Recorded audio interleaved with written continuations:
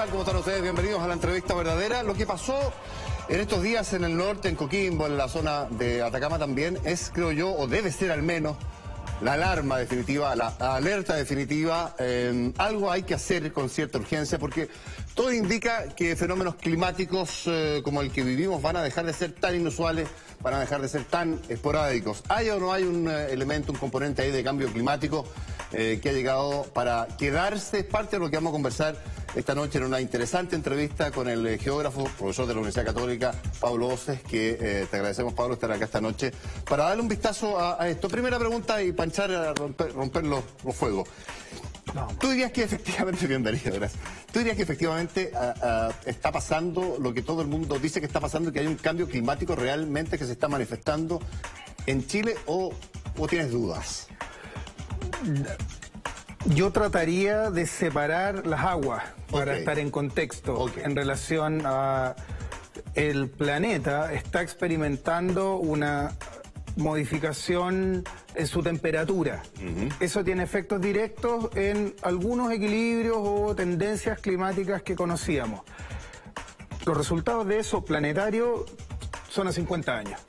Están empezando ya a manifestarse con cierta claridad. Sí, sí. Hay... Y en Chile también. Y en Chile también empiezan a generar sus primeras manifestaciones, que es diferente. Esas primeras manifestaciones que son de alguna manera tal vez niñas más seguidas, niños más cortos, más largos. O más intensos. O más intensos en algunos casos. Eso es distinto de lo que estamos viendo en el norte o acá en la zona central. Son verdad las dos cosas.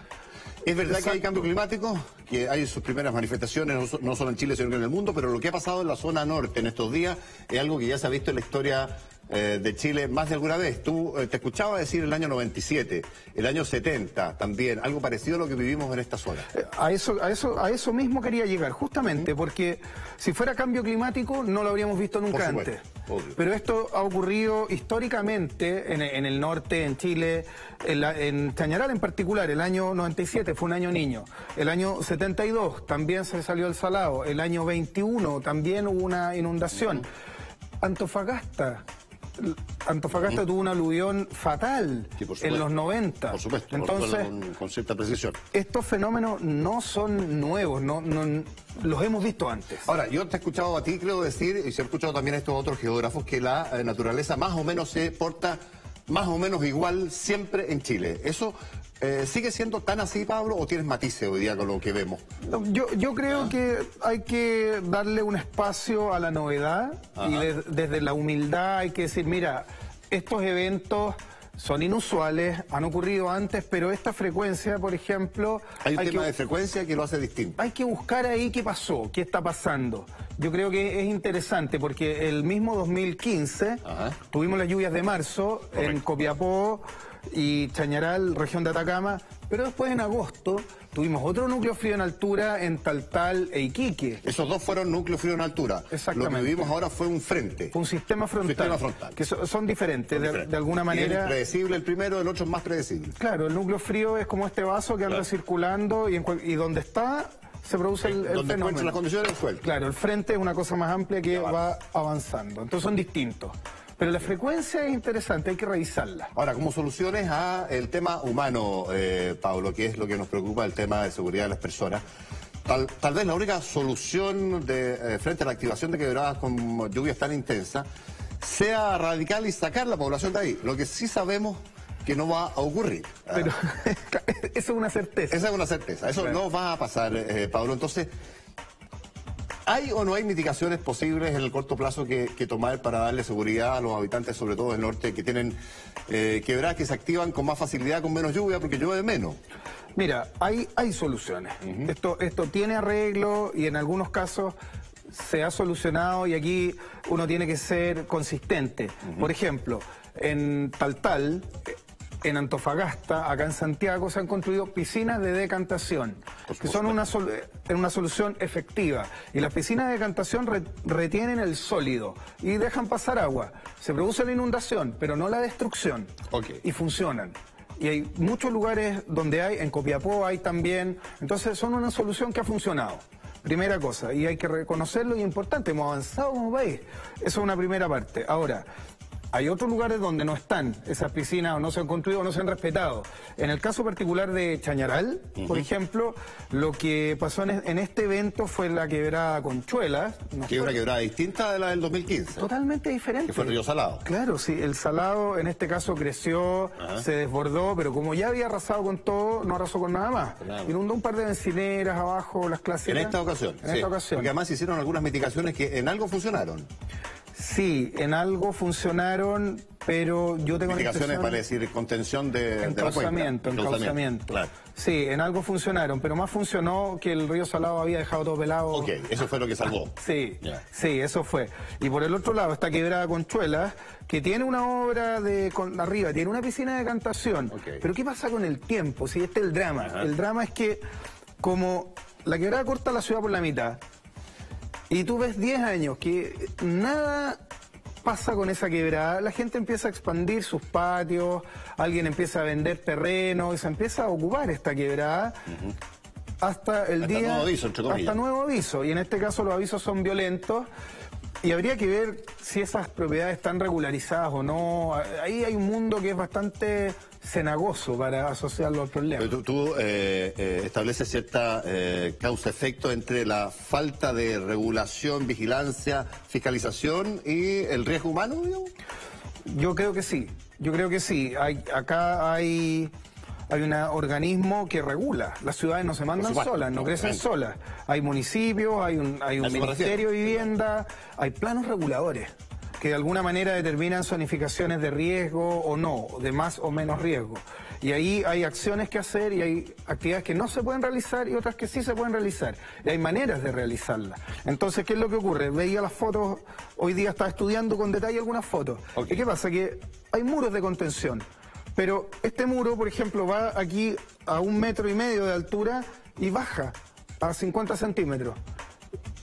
Lo que lo transforma en inútil. Lo transforma en una cosa totalmente inútil porque por ahí mismo se mete todo el material a la casa. O el mismo hospital que llega hasta quebrada Conchuela, que tiene 25 metros de ancho y tiene que pasar por un paso debajo del ferrocarril que es del ancho de un automóvil. No puede pasar. Por supuesto, no desborda. Bueno, se inunda y desborda e inunda el hospital. Claro. Pero por causa de tercero. Por causa de tercero y por haber puesto hospital ahí también. Además, pero si uno hubiera dejado medianamente bien encauzada esa quebrada, el hospital no se habría inundado. Ahora, quebrada en un país como Chile, Pablo, hay prácticamente todo el territorio, salvo en la zona más austral, en que es de mucho menor envergadura. Provoca mayor impacto lo del norte, evidentemente, por lo que hemos visto, ¿no es verdad? Pero en la zona central, ¿tú crees que en razón de esta suerte de cambio climático que admitimos que está pasando, con fenómenos que son atípicos, en su periodicidad al menos, ¿tú crees que habría que estarlas mirando con atención también de cara a fenómenos de intensidad pluviométrica? A ver, yo creo que hasta la cuenca del Maule, hacia el norte, es decir, Santiago especialmente, que es una ciudad muy poblada, nosotros tenemos una precordillera que está llena de ocupaciones y modificada entera. Por supuesto. Los cauces, yo llevo a mis estudiantes a mirar los cauces de las quebradas acá en la precordillera y los cauces están tapados completos. No todos, obviamente que la quebrada de Ramón, la quebrada de Macul están encauzadas debidamente. Que han demostrado ser muy peligrosas. Pero son tremendamente peligrosas. Han costado muchas vidas. Imaginen, recordemos el aluvión de la quebrada de Macul. 94. 93. 96. Sí. Por ahí. 93, 94. Sí, por ahí fue, yo estaba en clase. Sí. Y bueno, pero ¿qué ha pasado? Hay que tener mucho ojo porque todo el borde de esos sistemas de quebrada hoy día tiene desarrollo inmobiliario. Y eso es una situación que ocurre acá y ocurre en otros lugares hacia el sur hasta aproximadamente hasta el fondo. La pregunta que te hacía, Pablo, tiene que ver con que si hoy esas quebradas, en razón de el cambio climático, sus manifestaciones están siendo o son más peligrosas de lo que eran antes. Además de la ocupación que hay. Sí. Yo pienso que las quebradas hoy día se van a comportar igual como se han comportado siempre, pero nosotros las hemos ocupado de manera más intensa en todo su borde, entonces las hemos ido reduciendo. El espacio que han ocupado tradicionalmente en eventos extremos, que ahora se hacen, pareciera ser más frecuentes, le hemos reducido su lugar y por lo tanto la posibilidad de que hayan desborde de esta quebrada es mayor. Es mayor por dos cosas. Una, porque le hemos reducido el espacio, y dos, porque hay una tendencia a la intensidad de precipitaciones. Y el resultado son estos desastres. Te hacía la pregunta básicamente también, Pablo, porque da la sensación que hay una parte del fenómeno de lluvia que está muy juguetona, entre comillas, variando mucho rango, que tiene que ver con la famosa isoterma, sobre la cual nieve es una línea imaginaria, ¿no es verdad? Que al caer el agua sobre esa línea se transforma en nieve y para abajo fluye, ¿verdad? Como agua. Esas isotermas han estado bastante variables, atípicas respecto de los periodos del año y los lugares en que se producen.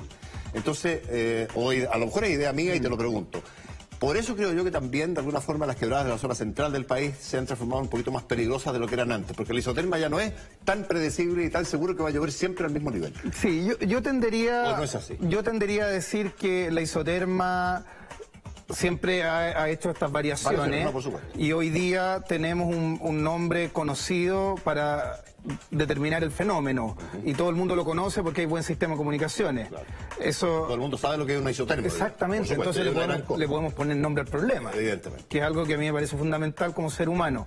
Ahora, ¿qué es lo que ocurre? Que como hemos ido achicando todo nuestro sistema natural, sí, porque lo estamos ocupando de distintas maneras, desde la cordillera hasta el mar, ¿qué es lo que pasa? Que pequeñas variaciones que en esta isoterma o en la cantidad de precipitaciones generan tremendos efectos en el sistema nuestro, el sistema antrópico, que es el que usa el hombre.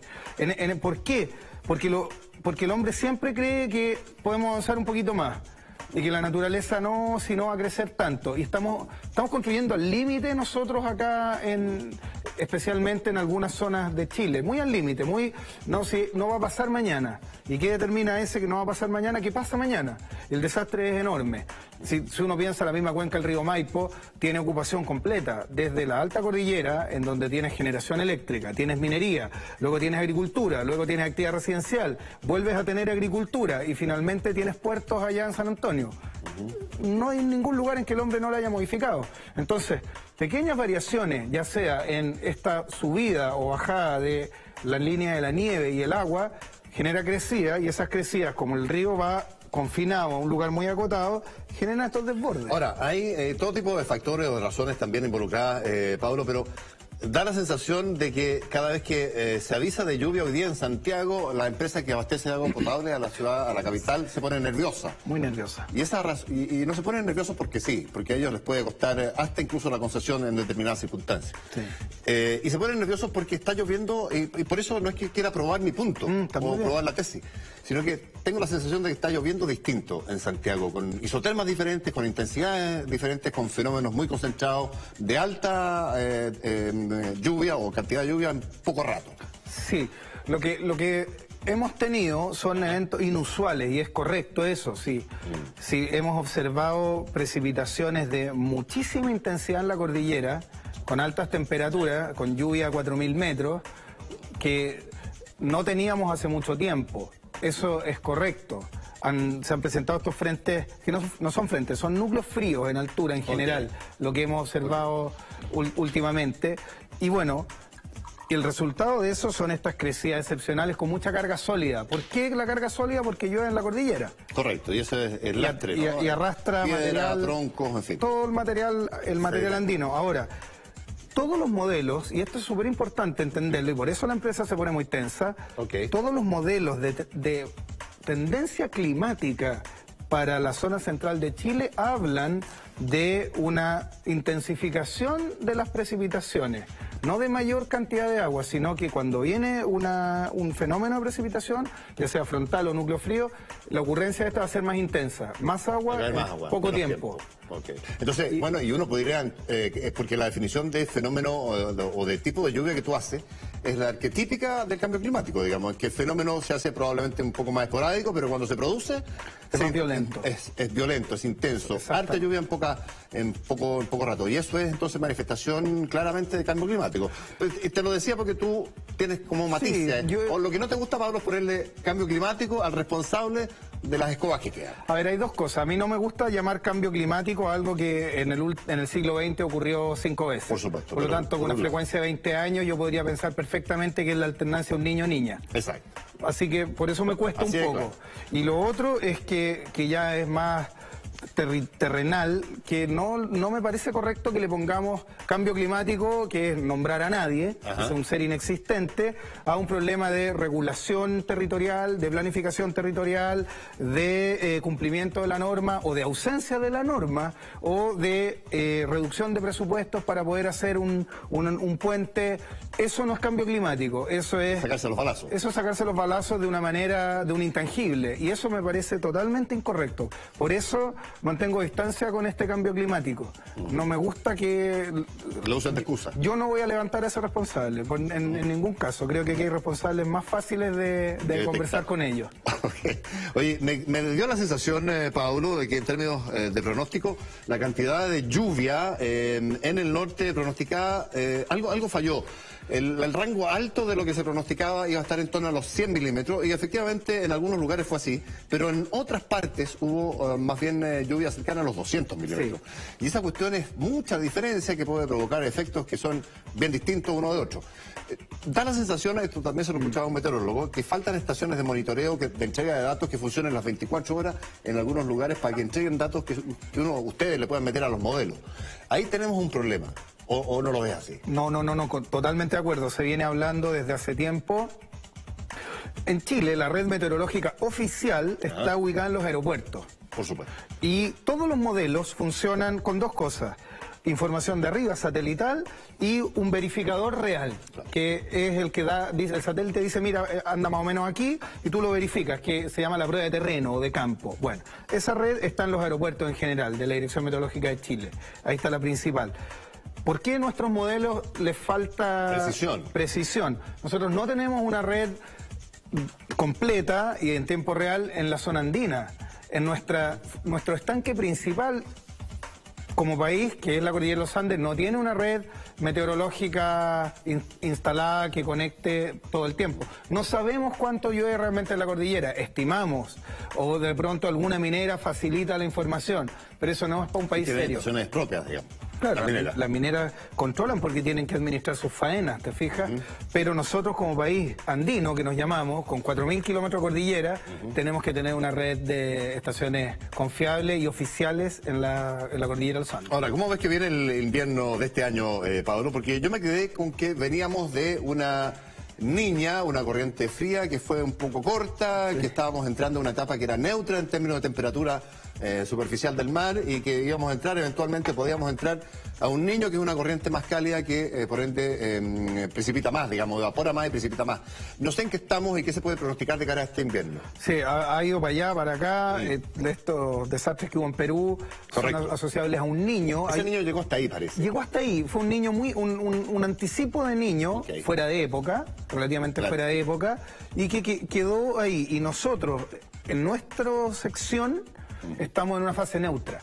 En este minuto, fase neutra. A la costa chilena está el mar neutro. A 18 grados, 19 grados. Un poquito más Humboldt alto. Creo que es la corriente, ¿no? Sí, la corriente de Humboldt. Y lo que hace el niño es que en el fondo se ingresa agua tropical, ecuatorial, bajando, y se calienta ligeramente. Y tuvimos una tendencia al calentamiento. Pero eso no se consolidó. No se ha consolidado y por lo tanto podemos llamar año normal, pero no consolidado también significa que puede salir para acá o para allá, niño o niña. Y ha estado bastante cambiante el tema en los últimos años, con niños cortos, entonces hay un... ¿Tú ves ahí también un elemento algo distorsionado o no?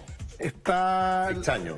Sí, se debe a varias cosas, hay más sensores, hay más información.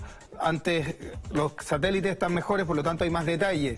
Cuando tú tienes más detalle puedes interpretar más compleja la situación, tienes más información, te demoras más. Antes era más sencillo, con 2 o 3 indicadores se determinaba una situación o la otra. Hoy día uno puede buscarle más la quinta pata al gato, pero sin duda que hay un cambio en las fechas, en los comportamientos que llamábamos tradicionales.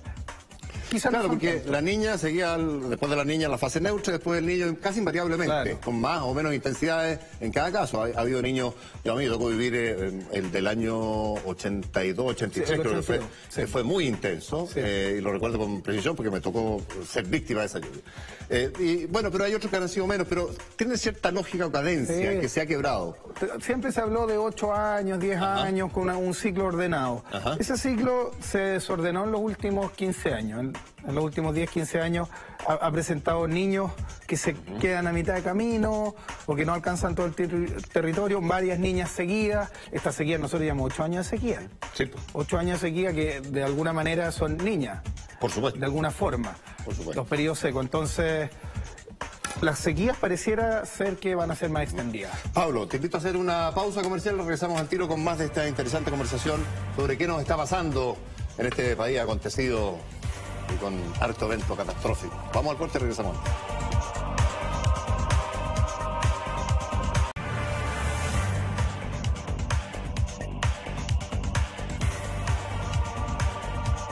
Bueno, estamos de regreso en esta entretenida e interesante conversación con Pablo Oces, geógrafo, profesor de la Universidad Católica. Pablo, yo decía al irnos al corte que estamos en un país muy acontecido, lo decía la presidenta también, lo ha dicho más de una vez, y en general esa es la sensación ambiente. Yo sé que los científicos como tú, esto de país acontecido como que no les cuadra mucho, como no les suena a ciencia, pero da la sensación de que sí. ¿Tú estás de acuerdo inicialmente con una frase como esa? Sí, yo también tengo la sensación de que es un país que le están pasando muchas cosas, especialmente asociadas al comportamiento de la naturaleza, Sí, no, a eso me refiero. pero obvio, pero trato de explicarlo, trato de buscar una razón, ese es mi seteo. Claro. Entonces, yo creo que la naturaleza más o menos está un poquito más activa, tal vez, puede ser, pero lo que sí es más activo que la naturaleza es la manera en que nosotros estamos ocupando el territorio. Manifiestos de errores. Yo pienso que claramente, en términos costeros, por ejemplo, Ajá.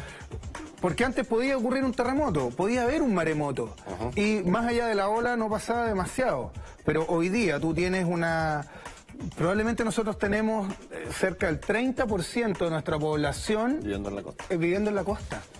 Y de ese 30 debe haber un 10% en zona de inundación por tsunami. En borde costero. Totalmente. Entonces, Que es una brutalidad. es una brutalidad. Entonces, con esa cifra, me van a decir mañana que estamos acontecidos cuando ocurre un maremoto y que murió gente. Y yo le voy a decir, claro, pero si tienes a la gente viviendo en la zona de riesgo. Entonces, a eso me refiero yo con cómo estamos ocupando nuestro territorio, cómo lo estamos ordenando y cómo lo estamos respetando.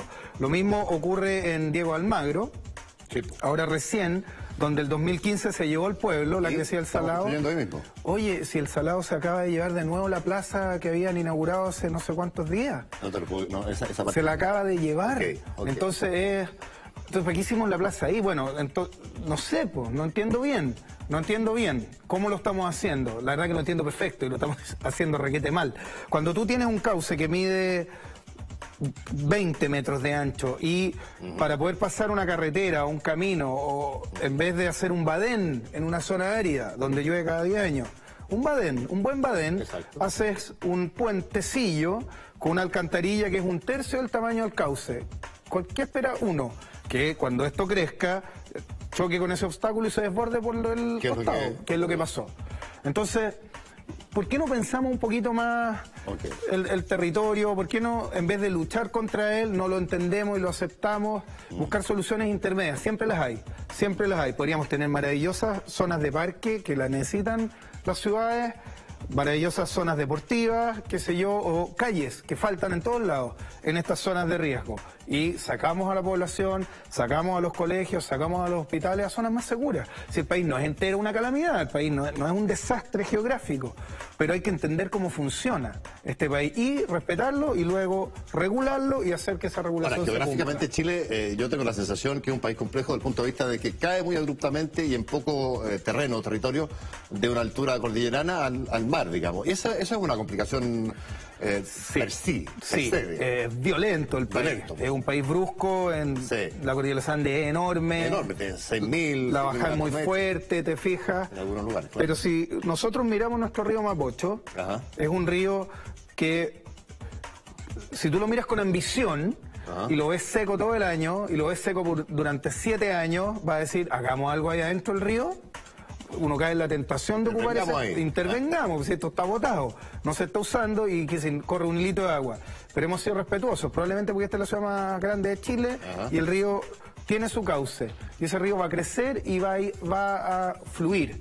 Probablemente se salga en alguno que otro puente por ahí mal construido, pero en general va a funcionar. Cuando yo decía país acontecido, estaba pensando en lo que me dijo alguien, alguien me dijo algo que me hizo algo de sentido, si tú quieres, durante esta tarde. Que es que no es que estuviera temblando así como más, pero hemos tenido grandes eventos con una periodicidad bastante más cercana que en periodos, creo yo, anteriores. Hemos tenido 3 eventos sobre 8 en, ¿cuánto? ¿5 años? Sí, desde el 2010. 2010. Hasta claro, el año pasado. Hasta el año pasado, en 5 o 6 años, 3 eventos sobre 8. Y eso es bastante inusual, diría yo.